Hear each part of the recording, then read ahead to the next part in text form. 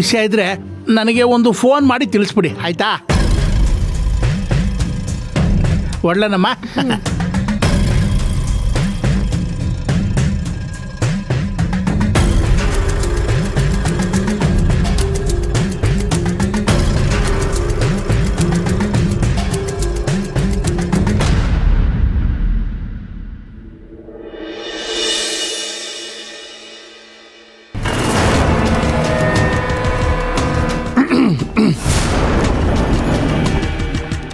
Working ಅವರ್ಸಲ್ಲಿ ಇಲ್ಲೇನ್ ಮಾಡ್ತಿದ್ದೀರಾ?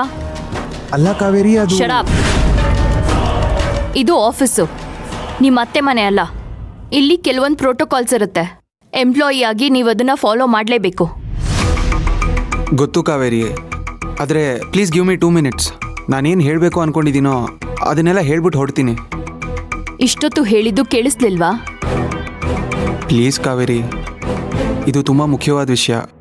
ನೋಡು, ಸಾರಿ, ಕ್ಷಮಿಸು ಅನ್ನೋ ಮಾತುಗಳನ್ನಾಡ್ಕೊಂಡು ನಾಟಕಗಳಾಡಿದ್ರೆ ಅದ್ಯಾವುದು ನನ್ನ ಕಿವಿ ಮೇಲೆ ಬೀಳಲ್ಲ.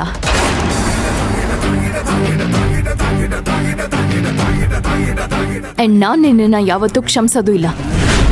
ಇಲ್ಲ ಕಾವೇರಿ, ನಾನು ಆ ವಿಷಯಕ್ಕೆ ಬಂದಿಲ್ಲ. ಮತ್ತಿನ್ಯಾಕೆ ಬಂದಿದ್ದು?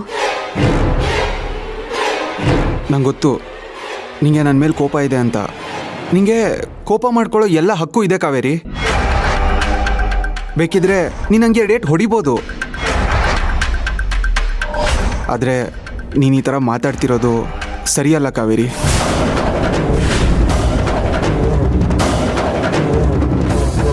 ಇವನೊಬ್ಬ ಬಾಕಿ ಇದ್ದ ಸರಿ ತಪ್ಪನ್ನ ತಿದ್ದೋದಿಕ್ಕೆ. ಕೋಪದಲ್ಲಿ ಮೂಗು ಕುಯ್ಕೊಂಡ್ರೆ ಮತ್ತೆ ಬರಲ್ಲ.